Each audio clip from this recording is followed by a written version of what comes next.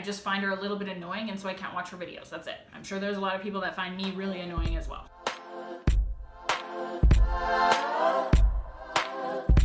Hey everybody, welcome back to my channel. Today's video is going to be my August favorites. I can't believe how quickly the month of August has gone by. It seems like just yesterday I was sitting down to film my first video, which was my July favorites. And here we are a month later and 430 subscribers later, and I just wanted to tell you how grateful I am for each and every one of you that clicked that subscribe button. I've gotten so many positive comments on my channel so far, and I love being able to get on here and talk about makeup and interact with everybody, so thank you so much. As I said in a couple of previous videos, once I hit 500 subscribers, I will be doing a giveaway, and I'm already starting to put together items for that giveaway, which includes the Tarte eyeshadow palette that I showed in my BoxyCharm video, as well as some items from Tatcha, Anastasia Beverly Hills, and ColourPop. So please, before you leave today, go ahead and hit that subscribe button so that I can hit my first milestone of 500 subscribers and get that giveaway out to you guys. And now let's get into the video. If you want to see everything I've been loving for the month of August, keep watching.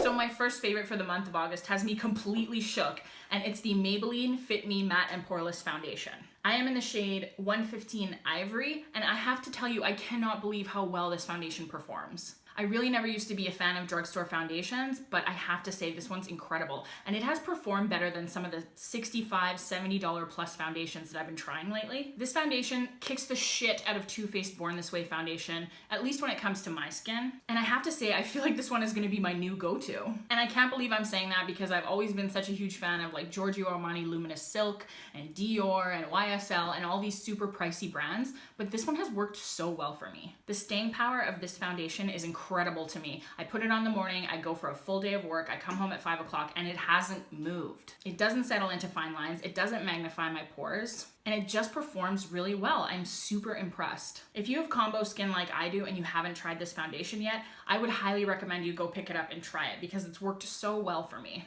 I have a couple foundations on my Sephora Loves list that I'm anxious to try. One of them is the Blur Liquid Foundation, and another one is the new Laura Mercier foundation. But definitely in between trying those foundations, this is gonna be the go-to that I reach for every day. My next favorite for the month of August is this one. This is the Real Techniques Beauty Sponge.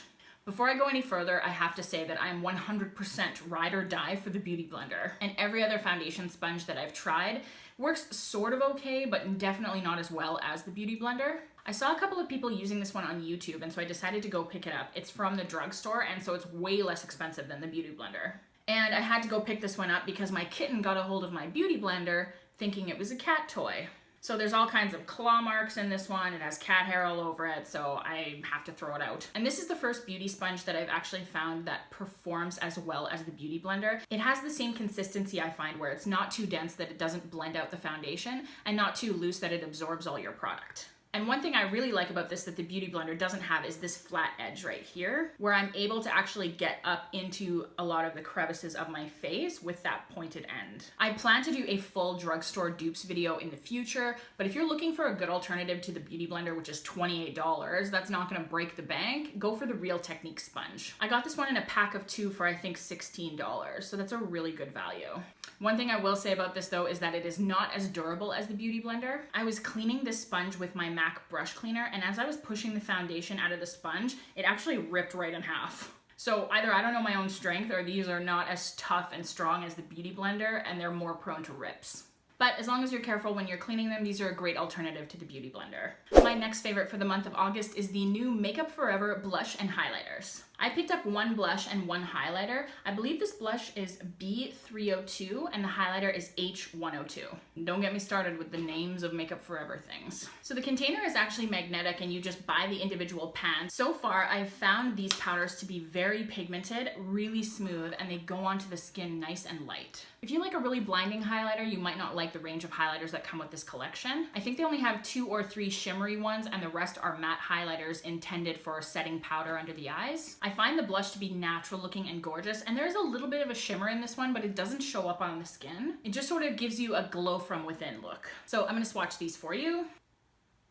There's the highlighter. I don't know if you can really see that, but it is really sort of natural, glowy, and it has a little bit of a pink tint to it.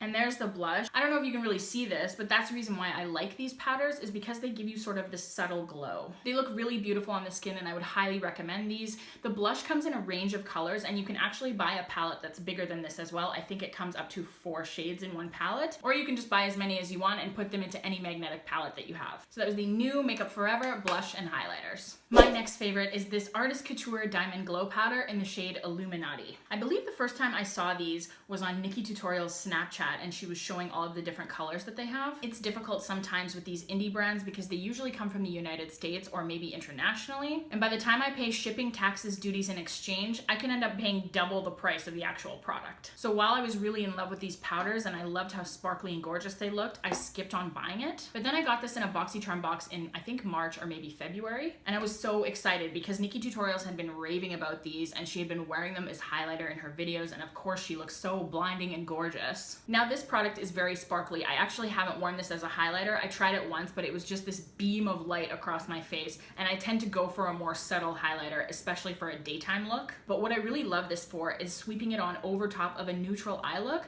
to add a little bit of extra dimension and sparkle without putting actual sparkles on my eyelids. This can also be used as a shadow by itself if you foil it with some Fix Plus. So I'll go ahead and swatch this for you. You have to be really careful with the container too, because it tends to be pretty messy.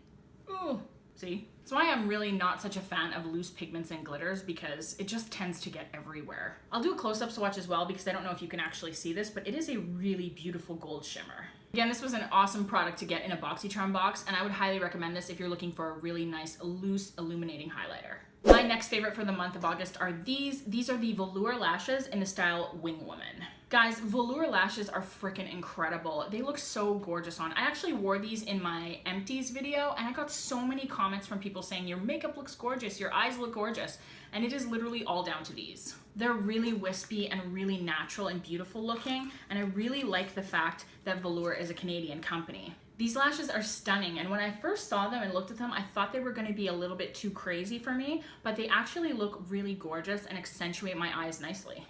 And since I've been complaining that I can't get a lot of uses out of lashes like this, and I end up paying $34 a pair and use them once or twice, a lot of you have left me comments on how I can actually take care of my lashes so that doesn't happen. So after I wore these, I took all the glue off of them very carefully with tweezers, and then I put them back into their case, and they look good as new. So thanks to you guys, I'll probably be able to get a lot more wear out of these. What I'll say is that I think that these look better with a more neutral eye look. If I was gonna go in with a lot of really heavy dark shadows, I probably wouldn't put these on because it would just look way too intense. The eye look that I have on today actually looks a lot like my pink champagne makeup tutorial, but it's not. I'm wearing the Stila Magnificent Metals in the shade Kitten Karma, and then I'm using the Jaclyn Hill palette everywhere else. And for this look, I'm wearing the Kiss lashes, which are actually a lot more subtle and just add a little extra oomph and a little extra length. So a good rule of thumb for me is to wear more voluminous lashes with a more natural eye look and more natural lashes with a darker eye look. But I love Velour lashes as a whole. I think every single style of lash they have is so beautiful, so natural, wispy, and gorgeous. And I really love the style Wing Woman. My next favorite for the month of August is this new product that I just got. This is the Becca Cosmetics Liquid Crystal Lip Topper Glow Gloss.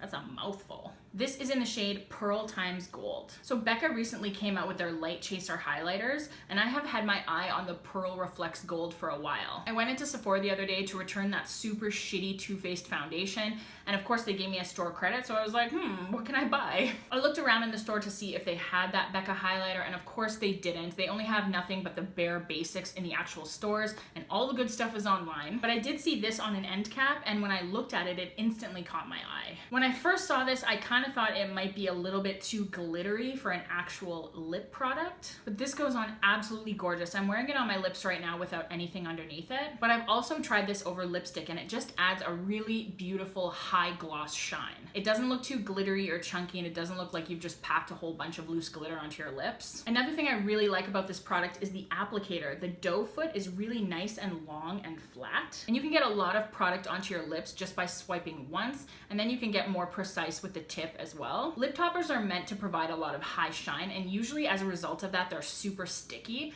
but I love the consistency of this. It's not too sticky, and I can wear it just as a normal gloss by itself or over top of a lip product just to take it to the next level. It's super gorgeous, and I really love it, and it makes me want to try the other lip toppers by Becca as well. So I'm probably going to go online and add those to my Sephora loves list, and when I finally do pick up that Light Chaser highlighter, I'll grab a couple more of these as well. My next favorites for the month of August are oldies but goodies. These are the MAC lip pencil and lipstick in the shade Ruby Woo. You guys know that I don't like to wear bold lip colors very often because I don't think they look particularly good on me, but there is something about this shade of red that looks good on absolutely everybody. I really love MAC lipsticks. I think that they're super creamy and really pigmented, and this color is the perfect true blue Canadian red. I also use this lip liner a lot, even when I'm wearing lipsticks from other brands. This looks particularly good with Anastasia American Doll, and I find going in with a lip liner first before going in with liquid lipstick allows me to get a more precise application and reduces the chances that it's going to end up all over my face. And I really love the glam look of lashes and red lips. And as you know, I'm also a competitive dance instructor, so for any dancers watching this, Ruby Woo is a beautiful shade that will look good on multiple different skin tones and will really be pigmented and shine nicely from the stage. So if you're looking for a great true blue red, go to MAC and pick up Ruby Woo. Now before I start my whine about it, I want to talk to you about a few non-beauty related favorites that I have for the month of August. The first are these Bath & Body Works candles. Guys, my love for Bath & Body Works candles is so real. I have 2 full drawers of them here at home. I love the way that they make my house smell, and there's just something very relaxing about a candle burning in the evening. These 2 are my absolute favorite candles from Bath & Body Works. This one is Champagne Toast, and this one is called Beautiful Day. As you can see, I've burnt them both down quite a bit. So Champagne Toast, in my opinion, doesn't really smell like champagne. It smells more like berries and oranges, but it's an absolutely gorgeous scent. I love it so much. So good. And Beautiful Day it's more floral, so it's like floral and apples. It smells so good. These are my absolute 2 favorite Bath & Body Works candles of all time. So of course I have to have a wine favorite for the month of August. This is obviously a favorite because it's all gone. I'm probably gonna butcher this name so bad. This is the Principe de Viana Edición Rosa. This is a Spanish rosé and it's 100% Grenache. It's very light and fresh for summer. I really don't like my rosés to be too sweet, but I also don't like them to be too dry. And this one is exactly perfectly in the middle. It's great for sipping on a patio. I got this at my local liquor store for $18.99. And the last thing I want to tell you about that I've been loving for the month of August is actually a podcast. It's called Unhappy Hour with Matt Bellassai. Now you might recognize Matt Bellassai from the BuzzFeed video where he would sit at his desk and get drunk and rant about all the things that were the worst. Then there's always those couples whose ceremonies are like 5 hours long. It's a fucking wedding, not the Lord of the Rings. Just throw your damn rings into the fire and get this shit over with so I can drink. Next, there's those weddings who never have enough of those little foods before the dinner starts. What do they call them? Hors d'oeuvres? Hors d'oeuvres? So I gotta stand right by the swinging kitchen door and wait for the little man to come out with the little plates. This is dinner, not the Hunger Games. I shouldn't have to spear someone for a tiny piece of cheese. And when I first saw those videos, I was so jealous. I'm like, this guy gets paid to get drunk at work and complain about shit. Like, how do I get this job? I'd be so good at it. So now he's left BuzzFeed and he still does do those videos on his Facebook page, but he's also created a podcast. I have a 45-minute commute to the office every day in rush hour, and so podcasts keep me entertained on that drive. And his podcast is absolutely hilarious. If you're a fan of sarcastic humor, which I totally am, then you will really enjoy this podcast. It's called Unhappy Hour with Matt Bellassai. And now it's time to whine about it, so buckle up. Just to give a quick disclaimer, just because a product doesn't work for me doesn't mean I'm saying it's a shit product or it's not gonna work for anybody. These are just things that I've tried out that haven't really worked for me. Doesn't mean it's not gonna work for you. Buy at your own risk. My first highly disappointing / shitty ass product for the month of August is this. This is the Hourglass Illusion Hyaluronic Skin Tint. Now, I should have known when I picked this up that the word skin tint is not gonna work for me. That's just like a glorified tinted moisturizer or BB cream. And of course I can't wear that because I need full coverage. I was actually talked into buying this by a Hourglass rep that was in a Sephora store. She put the Veil Mineral Primer on my face, which I love. Then she put some kind of serum on my face and then some other shit and did like all this magical doodah. And then she put this on my face. And when I actually looked in the mirror, it looked good.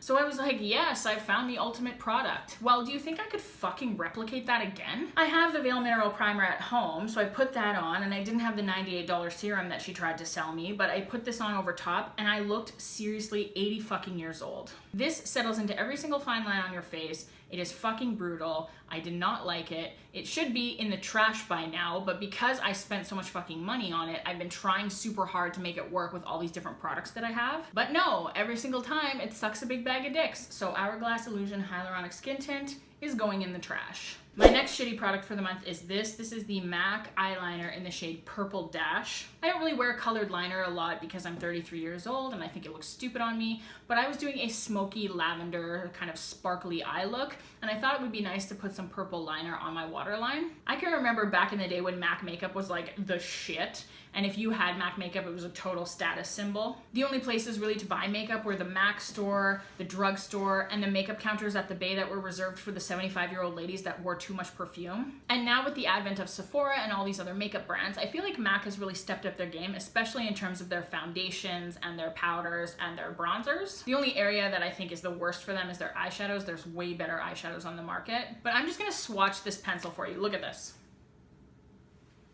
Like, you can barely frickin' see that. Like, hello.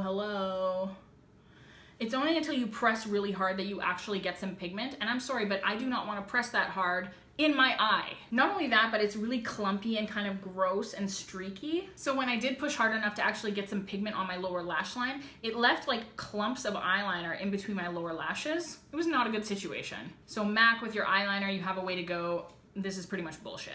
And my last disappointment for the month is this. This is the Benefit Cosmetics Precisely My Brow Pencil. And I have to be fair because I'm not exactly sure why I don't like this. So Benefit recently came out with this collaboration with very popular beauty influencers on YouTube, and they paired each one of those influencers with their favorite Benefit product. So Jeffree Star had Roller Lash, and Manny MUA had Hoola Bronzer, and there was Nicole Guerrero, and Laura Lee was the face of this Precisely My Brow Pencil. And I know I might get some hate for this, but I don't like Laura Lee and I don't subscribe to her. I just find her kind of annoying. No shade, she's an incredibly popular channel and she has obviously millions of subscribers. She's coming out with her own makeup line in October, so she's doing really well for herself, and I don't think it's gonna hurt her in any way, shape, or form that I'm sort of saying that she's not my favorite. But I gotta be careful though, because it's kind of like the time that I tweeted at Kendall Jenner when she came out with that Vogue ballet shoot, and I was like, stay in your lane, Kendall Jenner. Ballet requires more talent than you will ever have.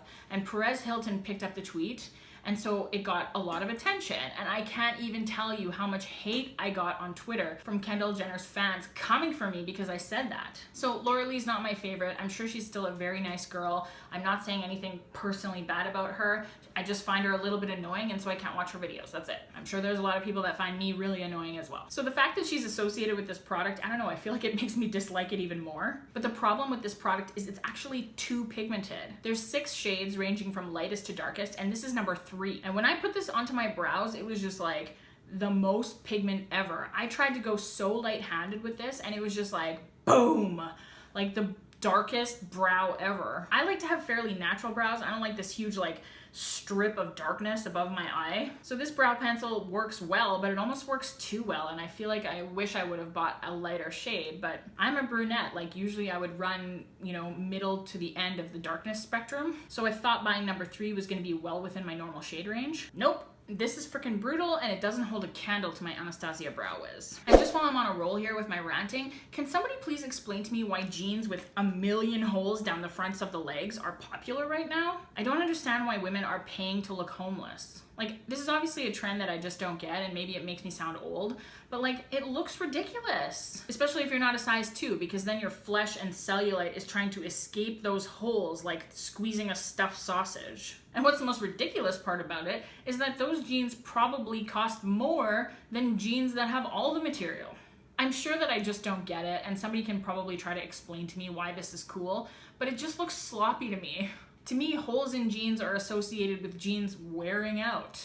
And when you have a hole in your jeans, it's time for a new pair. I just don't get it. It looks ridiculous. If you're a fan of these jeans, leave me a comment down below and try to explain to me why this is so cool right now. Like, does it look cool? Is it cool to look homeless? Is it like homeless chic? I really don't understand. And that is it for my August hits and whine about it. If there's anything you think I should check out, or any of the products that were my hits that were huge misses for you, let me know in the comments below, because I love talking makeup, you know that. As always guys, if you liked this video, please subscribe to my channel and let me know in the comments below the type of videos you want to see me do in the future. And if you didn't like this video, keep that shit to yourself. Thanks for watching, and I'll see you in my next video. Cheers. Hey everybody, and welcome. I absolutely cannot believe it. Stop saying absolutely. You say it like 25 times a video. Like, why? Oh. I never used to be a fan of drug.